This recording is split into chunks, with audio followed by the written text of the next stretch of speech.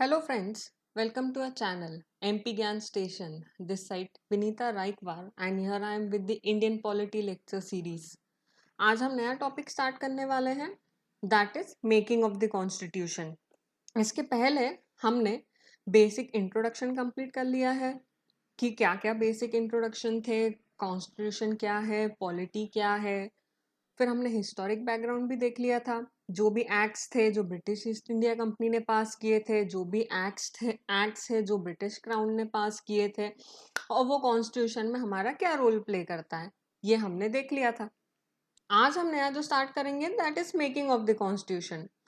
तो ये वीडियो देखने से पहले आप प्लीज पहले वाले दो वीडियो देख लोगे तो आपको कनेक्शन के लिए इजी पड़ जाएगा. ठीक है, तो let's get started. Demand for the constitution assembly मतलब कि संविधान सभा जो थी वो बनने से पहले ऑब्वियस है किसी ने तो डिमांड किया होगा ना कि हाँ हमें खुद का कॉन्स्टिट्यूशन बनाना चाहिए. तो सबसे पहले जो है फर्स्ट जो ऑफिशियल प्रपोजल था वो था स्वराज्य पार्टी द्वारा. स्वराज्य पार्टी जो है वो मोतीलाल नेहरू और चित्तरंजन दास जो थे उनने बनाई थी. ये कांग्रेस से अलग हो गए थे, इनके आइडियोलॉजिकल कुछ डिफरेंसेस हो गए थे खिलाफत मूवमेंट के टाइम पे, तो इनने जो है पार्टी अलग कर दी थी और स्वराज्य पार्टी बना ली थी. तो इनने फर्स्ट टाइम ना रांची में कॉन्फ्रेंस हुआ था, वहां पे बोला था कि इंडिया का खुद का कॉन्स्टिट्यूशन असेंबली होना चाहिए और खुद का कॉन्स्टिट्यूशन होना चाहिए. फिर बाद में एम.एन. रॉय, ये जो है बहुत ही अच्छे पॉलिटिकल थिंकर थे हमारे. एम.एन. रॉय जो कम्युनिस्ट पार्टी ऑफ इंडिया के थे, ये पहले इंडिविजुअल है जिनने बोला कि कॉन्स्टिट्यूशन असेंबली होना चाहिए और इंडिया को खुद का कॉन्स्टिट्यूशन बनाना चाहिए. ठीक है, अब एम.एन. रॉय जी के बाद 1935 में इंडियन नेशनल कांग्रेस जो थी उसने ऑफिशियली डिमांड स्टार्ट कर दी कि इंडिया जो है कॉन्स्टिट्यूशन असेंबली बनाएगी ताकि वो कॉन्स्टिट्यूशन फ्रेम कर सके. तो यहाँ से ऑफिशियल जो डिमांड है वो होना स्टार्ट हो गई थी. फिर बाद में 1938 में जवाहरलाल नेहरू जी ने एक बहुत ही बड़ा स्टेटमेंट दिया था, बहुत ही फेमस स्टेटमेंट था, that is the constitution of free India must be framed. मतलब कि जो हमारा कॉन्स्टिट्यूशन है ऑफ फ्री इंडिया मतलब कोई भी उसको रूल नहीं करना चाहिए. तो constitution of free India must be framed without outside interference मतलब कि कोई भी उन पे रूल नहीं करना चाहिए इंडिया पे विदाउट आउटसाइड इंटरफेरेंस. और कॉन्स्टिट्यूशन असेंबली के जो भी मेंबर होंगे, संविधान सभा के जो भी मेंबर्स होंगे, वो इलेक्टेड होंगे on the basis of adult franchise. Adult franchise बोले तो कि जो पर्सन है वोट कर सकता है. जैसे अभी के टाइम पे 18 साल के ऊपर के जो बंदे हैं उनको हम ये बोलते हैं कि वो एडल्ट है, वो इलेक्शन में वोट कर सकते हैं. तो जो वोटिंग कर सकता है वो, तो ये बोला गया था. Next, the demand was finally accepted in the principle by the British government in what is known as August offer. August offer जो है वो तब के वाइसरॉय जो थे लितिंगो उनने दिया था.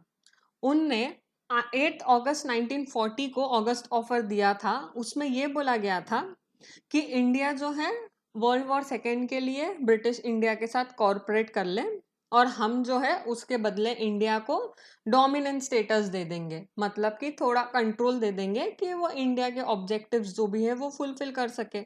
दूसरा उन्होंने ये बोला था कि जो हमारा वाइसरॉय काउंसिल है उसमें हम इंडियंस को बढ़ा देंगे और आप आपकी कॉन्स्टिट्यूशन असेंबली जो है वो बनाना स्टार्ट कर सकते हो. मतलब इनडायरेक्टली वो पूरा कंट्रोल नहीं देना चाह रहे थे इंडियंस को उसके ऊपर, बस ये अब वो बाटा सिस्टम टाइप है कि आप हमारी मदद कर दो तो हम आपके लिए इतना ये कर देंगे, ये वाली चीज कर रहे थे. बट ऑगस्ट ऑफर जो है हमारे जो पॉलिटिकल थिंकर्स थे उनने रिजेक्ट कर दिया उनको, क्योंकि पूरा इंडिपेंडेंस चाहिए था. उसके बाद 1942 में क्रिप्स मिशन आया. उनने भी सेम चीज बोली. उनने बोला कि आप जो है वर्ल्ड वॉर सेकेंड में हमारी हेल्प करो तो हम आपको कॉन्स्टिट्यूशन फ्रेम करने के लिए अलाउ कर देंगे. बट ये भी जो है ये फेल हो गया था. यहाँ पे भी जो है हमारे जो पॉलिटिकल थिंकर्स थे अप्रूव नहीं किए क्योंकि उनको ऑब्वियस है कंप्लीट इंडिपेंडेंस चाहिए थी. यहाँ पे जो ब्रिटिशर्स है वो कंप्लीट इंडिपेंडेंस नहीं दे रहे थे, बस जो है बाटा सिस्टम टाइप इंडिया को यूज करना चाह रहे थे फॉर वॉर.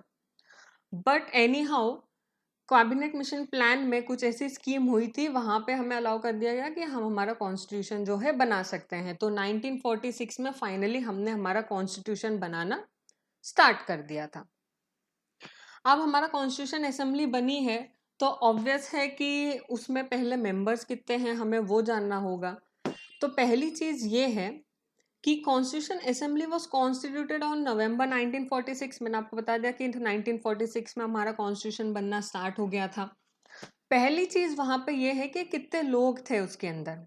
तो देखिए, टोटल जो है 389 लोग थे। मतलब ये जो आप यहाँ पे देख रहे हो, इन सबको मिला के यहाँ पे 389 लोग थे।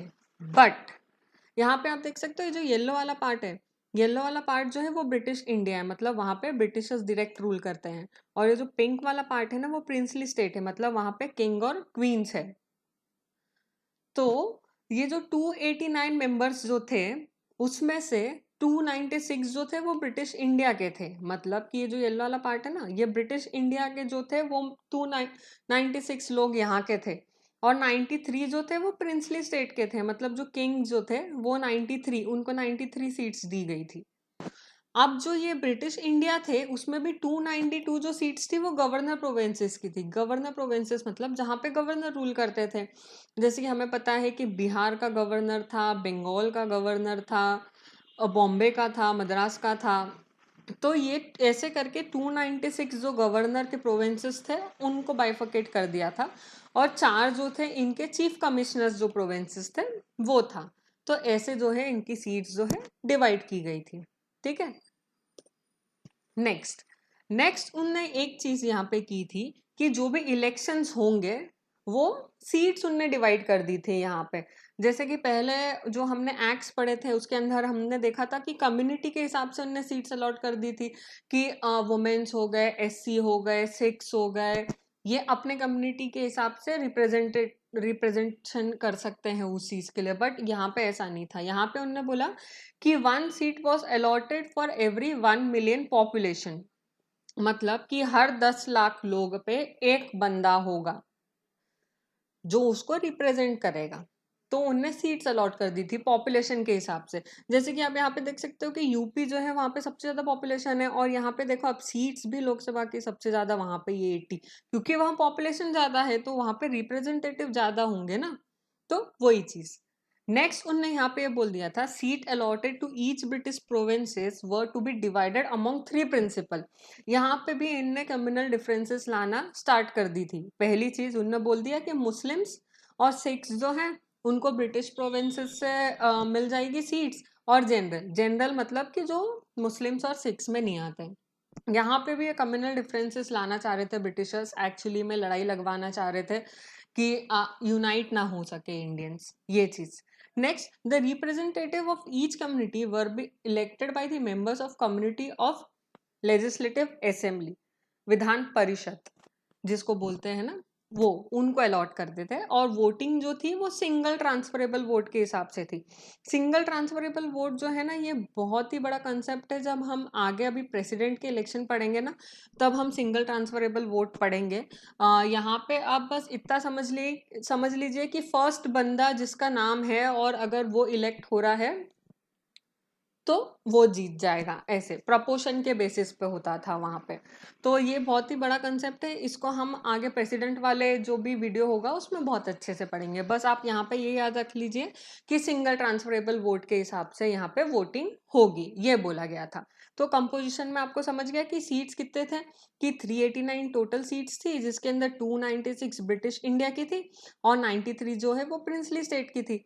अब ब्रिटिश इंडिया में से 292 जो है वो गवर्नर रूल जो कर रहे थे वो हो गया, और 4 जो है चीफ कमीशंस हो गए। अब यहाँ पे क्या हो गया कि इलेक्शंस हुए तो प्रिंसली स्टेट जो था उनने उसमें पार्ट ही नहीं लिया। उनने बोला कि नहीं, हम इसमें इन्वॉल्व ही नहीं होंगे। तो कितनी सीट्स बची? 296 सीट्स बची। अब इलेक्शन हुए, 296 बची। 296 में से 208 जो सीट है वो इंडियन नेशनल कांग्रेस ने जीत ली। ठीक है। और जो 73 सीट्स थी वो मुस्लिम लीग ने जीत ली। और बाकी जो 15 थे वो इंडिपेंडेंट थे। और जैसे कि मैंने आपको यहाँ पे बोला 93 सीट्स जो थी प्रिंसली स्टेट की, उनने मना कर दिया, उन सब ने डिसीजन लिया कि हम कॉन्स्टिट्यूशन असेंबली से दूर रहेंगे। उनका रीजन ये था कि वो कॉन्स्टिट्यूशन नहीं बनाना चाह रहे थे, वो उनको खुद का कॉन्स्टिट्यूशन चलाना था, इसलिए उनने इसमें पार्ट नहीं लिया था। बाकी ये जो इलेक्शन हुए थे तो दिख रहा है यहाँ पे कि जो है इंडियन नेशनल कांग्रेस जो है जीत गई यहाँ पे। नेक्स्ट, अब कॉन्स्टिट्यूशन जो है बना कैसे, वर्किंग ऑफ द कॉन्स्टिट्यूशन। अब यहाँ पे हो गया इलेक्शन, यहाँ पे इंडियन नेशनल कांग्रेस जो है जीत गई। अब इंडियन नेशनल कांग्रेस जीत गई तो अब आगे कॉन्स्टिट्यूशन बनाने का प्रोसेस स्टार्ट होगा ना। तो वो कैसे प्रोसेस स्टार्ट हुआ, कब कब इनके सेशंस हुए वो देखते हैं हम। जो सबसे पहला सेशन जो इनका स्टार्ट हुआ था दैट वाज 9 दिसंबर 1946। ये डेट आप याद रखना क्योंकि ये बहुत बार पूछा जाता है कि कॉन्स्टिट्यूशन असेंबली का फर्स्ट सेशन कब हुआ था। तो that was 9 December 1946। First time ये इकट्ठा हुए थे, जैसे कि आप यहाँ पे देख सकते हो पिक्चर में। फर्स्ट टाइम ये यहाँ पे इकट्ठा हुए थे और इनने कॉन्स्टिट्यूशन से रिलेटेड डिस्कशन जो भी है यहाँ पे स्टार्ट किया था। मुस्लिम लीग ऑब्वियस है, उनने बॉयकॉट कर दिया उनने, क्योंकि उनको तो अलग से एक कंट्री चाहिए थी, तो उनने बॉयकॉट कर दिया और यहाँ पे वो उनने अटेंड नहीं किया मीटिंग। इसलिए अब मुस्लिम लीग ने अटेंड नहीं किया तो 211 मेंबर ही हो गए, कुछ इंडिपेंडेंट आ गए और इंडियन नेशनल कांग्रेस के कुछ थे और कुछ इंडियन नेशनल कांग्रेस से वहां चले गए। तो टोटल 211 लोगों ने कॉन्स्टिट्यूशन असेंबली की मीटिंग जो है वो अटेंड करी। अब वहां पे सबसे पहला इनको प्रॉब्लम ये आ गया था कि प्रेसिडेंट किसको बनाए, क्योंकि अब नया नया अपॉइंट हुआ है, कोई तो लीड करने के लिए चाहिए ना। तो इनने सच्चिदानंद सिन्हा जी जो थे इनको सबसे पहले जो है वहां का टेम्पररी प्रेसिडेंट बनाया। टेम्पररी प्रेसिडेंट इसलिए बनाया क्योंकि वहां जितने भी 211 लोग थे उनमें ये सबसे ओल्डेस्ट थे, सबसे बुजुर्ग थे। फ्रेंच के कल्चर, फ्रेंच के जो भी पॉलिसी है ना, उनने वो अडॉप्ट करते हुए यहाँ पे ये बोला कि सच्चिदानंद सिन्हा जो है रिस्पेक्ट देते हुए उनको कि वो ओल्डेस्ट है, तो उनको हम अब टेम्पररी प्रेसिडेंट बनाते हैं। अब टेम्पररी प्रेसिडेंट के बाद 11 तारीख को, 11 दिसंबर को डॉक्टर राजेंद्र प्रसाद जो है इनको परमानेंट, ये रे डॉक्टर राजेंद्र प्रसाद, इनको परमानेंट प्रेसिडेंट बना दिया गया कॉन्स्टिट्यूशन असेंबली का। ठीक है, तो यहाँ से क्वेश्चन बहुत बनते हैं। सबसे पहली चीज तो ये कि फर्स्ट टाइम इनका सेशन कब हुआ था, दैट वाज 9 दिसंबर। दूसरा ये पूछते हैं कि इनका टेम्पररी प्रेसिडेंट कौन बना था, तो दैट वाज डॉक्टर सच्चिदानंद सिन्हा। और फिर उनका जो परमानेंट प्रेसिडेंट कौन बना था वो थे डॉक्टर राजेंद्र प्रसाद। ठीक है, अब ये प्रेसिडेंट बने थे तो इनके साथ दो वाइस प्रेसिडेंट भी बने थे जो थे H.C. मुखर्जी और V.T. कृष्णमाचारी। ये दो चीज ये भी याद रखना क्योंकि यहाँ से भी क्वेश्चंस कभी पूछ ले जाते हैं, क्योंकि प्रेसिडेंट तो हमें याद रहता है लेकिन वाइस प्रेसिडेंट हम नहीं याद रख पाते हैं। तो प्रेसिडेंट थे राजेंद्र प्रसाद और वाइस प्रेसिडेंट थे H.C. मुखर्जी और V.T. कृष्णाचारी। ठीक है, यहाँ का आपको समझ आ गया, आगे बढ़ते हैं। नेक्स्ट, अब कॉन्स्टिट्यूशन बनने के लिए हमें क्या क्या चीज लगी। पहली चीज, हमारा कॉन्स्टिट्यूशन जो है 2 साल 11 महीने 18 दिन में बना है, मतलब इतना टाइम लगा हमारे कॉन्स्टिट्यूशन को बनने के लिए। तो आप सोचो कि कितना बड़ा कॉन्स्टिट्यूशन है हमारा। और हमने पहले भी देखा था कि सबसे लॉन्गेस्ट कॉन्स्टिट्यूशन है, बहुत ही बड़ा रिटन कॉन्स्टिट्यूशन है। पता है आपको यूएस के जो कॉन्स्टिट्यूशन है ना उसमें 7 ही आर्टिकल्स हैं, लेकिन हमारे इसमें तो 450 से ज्यादा आर्टिकल्स है।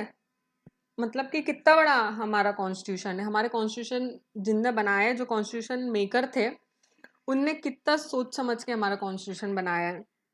तो क्या कि 2 साल 11 महीने 18 दिन में हमारा कॉन्स्टिट्यूशन बना है। कितने टोटल सेशन हुए थे, 11 सेशन हुए थे, तब जाके हमारा कॉन्स्टिट्यूशन बना है। क्योंकि क्या अमेंडमेंट करने हैं, क्या चीजें इन्वॉल्व करनी है, क्या नहीं करनी है, उसके लिए डिस्कशन करना है, तो उनने 11 सेशंस किए थे। और फिर तब जाके फाइनली 26 नवंबर 1946 को 49 को हमारा कॉन्स्टिट्यूशन बन के तैयार हो गया था। ठीक है, तो इस दिन जो है हम कॉन्स्टिट्यूशन डे बनाते हैं, संविधान दिवस बनाते हैं इस दिन हम हमारा। लेकिन इस दिन हमारा पूरा कॉन्स्टिट्यूशन लागू नहीं हुआ था, ये मैंने आपको पहले वाले वीडियो में भी बताया है, जो हमारा फर्स्ट वीडियो था उसमें। और मैंने आपको बोला भी था कि इस चीज को ध्यान देना कि 26 नवंबर 1949 को हमारा संविधान दिवस होता है। इस दिन हमारा कॉन्स्टिट्यूशन बन के तैयार तो हो गया था, बट पूरा कॉन्स्टिट्यूशन इंप्लीमेंट नहीं हो पाया था। उसका रीजन भी मैंने आपको बताया था। लेकिन जब पूरा कॉन्स्टिट्यूशन जो है हमारा इम्प्लीमेंट हुआ था, दैट वाज गणतंत्र दिवस के दिन, दैट वाज 26 जैन 1950। ठीक है, तो 26 नवंबर को हमारा कॉन्स्टिट्यूशन बनके तैयार हो गया था, इसको संविधान दिवस बोलते हैं। और 26 जनवरी 1950 को हमारा पूरा कॉन्स्टिट्यूशन इम्प्लीमेंट हो गया था। आप देखिए कि हमारे जो पॉलिटिकल थिंकर्स थे उनने पूरा वर्ल्ड ट्रैवल किया, पूरे दुनिया घूमे हैं, वो सब जगह से कुछ कुछ चीज़ें लाए हैं। आयरलैंड से कुछ चीज़ें लाए हैं, साउथ अफ्रीका से कुछ चीज़ें लाए हैं, ऑस्ट्रेलिया से कुछ चीज़ें लाए हैं, हमारे यहाँ पे जर्मनी से बहुत सारी चीज़ें लाए हैं। तो सब पूरा वर्ल्ड घूमे हैं, पूरे वर्ल्ड का उन्होंने कॉन्स्टिट्यूशन इवेलुएट किया है। तो एक्सपेंस भी तो लगेगा, तो वो टाइम पे 64 लाख रुपीज़ का एक्सपेंस आया था हमें पूरा हमारा कॉन्स्टिट्यूशन बनाने के लिए, पूरा घूमने के लिए। कम से कम देखिए आप 60 कंट्रीज विजिट किया है पूरे वर्ल्ड की हमारे कॉन्स्टिट्यूशन थिंकर्स ने, तब जाके हमारा कॉन्स्टिट्यूशन बना है। मतलब कितना वैल्यूबल है हमारा कॉन्स्टिट्यूशन और कितना एक्सपेंसिव भी है। तो ये चीज़ यहाँ से क्वेश्चन ये पूछ सकते हैं कि हमारा कॉन्स्टिट्यूशन डे कब है, तो 26 नवंबर 1949 को है। यहाँ पे 2 डेट में कंफ्यूज हो जाते लोग, बट आप मत कंफ्यूज होइएगा। 26 नवंबर 1949 को हमारा कॉन्स्टिट्यूशन डे होता है, तब हमारा कॉन्स्टिट्यूशन बन के तैयार हो गया था, बट पूरी चीज़ इम्प्लीमेंट नहीं हो पाई थी। ठीक है, नेक्स्ट देखते हैं। अब जब कॉन्स्टिट्यूशन बन रहा था, देखिए, after the partition of India number of member of constitution assembly came to 299। मतलब अब पाकिस्तान अलग हो गया, इंडिया अलग हो गया, तो हमारे कॉन्स्टिट्यूशन में कितने लोग हो गए असेंबली में, 299, जिसमें 284 जो है वो एक्चुअली प्रेजेंट थे जब हमारा कॉन्स्टिट्यूशन बन गया था। सिग्नेचर होता है ना, जैसे अभी भी कुछ चीज़ बन गई है तो ऑफिशियल सिग्नेचर करते हैं, आईएएस होता है कि कुछ डॉक्यूमेंट बन गया या गजेट बन गया, ऑफिशियल पेपर बन गया तो सिग्नेचर होता है ना, वैसे ही। तो ऑब्वियसली जब हमारा इतना बड़ा कॉन्स्टिट्यूशन बन रहा था तो वो सिग्नेचर होगा, तब जाके वो ऑफिशियली अप्रूव हो पाएगा ना। तो 299 मेंबर्स थे टोटल, लेकिन जब हमारा कॉन्स्टिट्यूशन साइन हो रहा था तब ऑफिशियली 284 मेंबर्स ही वहाँ पे प्रेजेंट थे। उनने 284 मेंबर्स ने कॉन्स्टिट्यूशन जो है वो साइन कर दिया और हमारा कॉन्स्टिट्यूशन जो है वो इम्प्लीमेंट हो गया। तो ये क्वेश्चन कभी कभी एग्जाम में पूछ लिया जाता है कि जब साइन हुआ था कॉन्स्टिट्यूशन तो कितने लोग प्रेजेंट थे वहाँ पे। तो आपको याद रखना है कि 284 मेंबर्स जो है वो प्रेजेंट थे, उनने साइन किया है। इसके अंदर 15 फीमेल्स भी थी। ठीक है, next 26 November 1949 people of India had adopted, enacted and gave themselves the Constitution of India। हमने खुद को कॉन्स्टिट्यूशन दे दिया फाइनली। नेक्स्ट सम प्रोविजन, जैसे कि मैंने आपको पहले ही बताया कि some provision of the constitution came in force in 26 November 1949।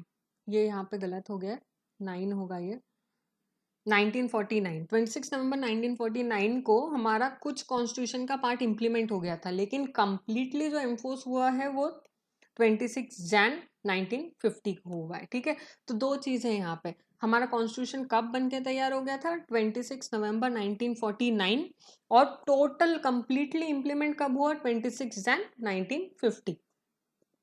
Next, अब यहाँ पे ये फैक्चुअल चीज़ है हमारी जो एग्जाम में पूछी जाती है, और बाकी का जो पार्ट है वो नेक्स्ट वीडियो में कंप्लीट करूँगी मैं, क्योंकि यहाँ पे इतनी सारी चीज़ हो गई है आप कंफ्यूज हो जाओगे। तो आप ये प्लीज़ पूरा देखिए, और अगर आपको कुछ समझ नहीं आ रहा तो आप कमेंट करके उसको पूछ सकते हैं। ये फैक्चुअल चीज़ है कि कौन से मेंबर्स इन्वॉल्व थे, और एग्जाम्स में 3 मार्कर के लिए यहाँ से क्वेश्चन पूछे जाते हैं। जैसे कि ये फर्स्ट वाला ही जो है एडवाइजर, एमपीपीएससी के पेपर में आया था 3 मार्कर के लिए कि कॉन्स्टिट्यूशन असेंबली के एडवाइजर कौन थे, वो थे BN राव। ठीक है, नेक्स्ट प्रेसिडेंट कौन थे, हमने देख ही लिया, डॉक्टर राजेंद्र प्रसाद, और वाइस प्रेसिडेंट 2 थे। नेक्स्ट, कॉन्स्टिट्यूशन जो है उन्हें लिखा किसने है, राइटर कौन है कॉन्स्टिट्यूशन के, यह है प्रेम बिहारी नरियन रईजादा। तो ये चीज़ याद रखना, और इनने कैलीग्राफी भी की है। कैलीग्राफी आपको पता है ना, वो आपने देखा होगा पुराने लेटर्स में, वो ऐसे पूरा ऐसे घुमा फिरा के घूम के इंग्लिश, तो कैलीग्राफी बोलते हैं, एक आर्ट फॉर्म है। कोई भी उसको लिखने के लिए इंग्लिश में वो एक आर्ट फॉर्म है, तो वो कैलीग्राफी भी उन्हीं ने ही की है, प्रेम बिहारी जी ने ही की है उसकी। हिंदी में कॉन्स्टिट्यूशन किसने लिखा है, तो वसंत कृष्ण वैद्या, इनने लिखा है। ठीक है, नेक्स्ट, कॉन्स्टिट्यूशन को डिज़ाइन किसने किया, मतलब जो भी इस पे डिज़ाइन हुई है, आप ओरिजिनल कॉन्स्टिट्यूशन का कभी भी इमेज निकाल के देखना, उसमें कुछ कुछ डिज़ाइन है, वो नंदलाल बोस जी ने की है। तो देखिए आप, एक कॉन्स्टिट्यूशन बनाने के लिए कितनी चीज़ें लगी है कि हिंदी में अलग राइटर है उसका, इंग्लिश में अलग राइटर है, फिर उसको डेकोरेट करने वाला अलग बंदा है, उसकी राइटिंग तक के लिए भी एक कोई अलग बंदा अपॉइंट हुआ है यहाँ पे। देखिए, और जो भी कॉन्स्टिट्यूशन असेंबली का सेक्रेटरी था वो थे HVR अयंगर। ये क्वेश्चन भी पूछा गया है, तो ये भी याद रखिएगा कि सेक्रेटरी ऑफ कॉन्स्टिट्यूशन असेंबली जो है HVR अयंगर जी थे। और ये तो हमें पता ही नहीं था कि symbol of seal of constitution, Indian constitution is elephant.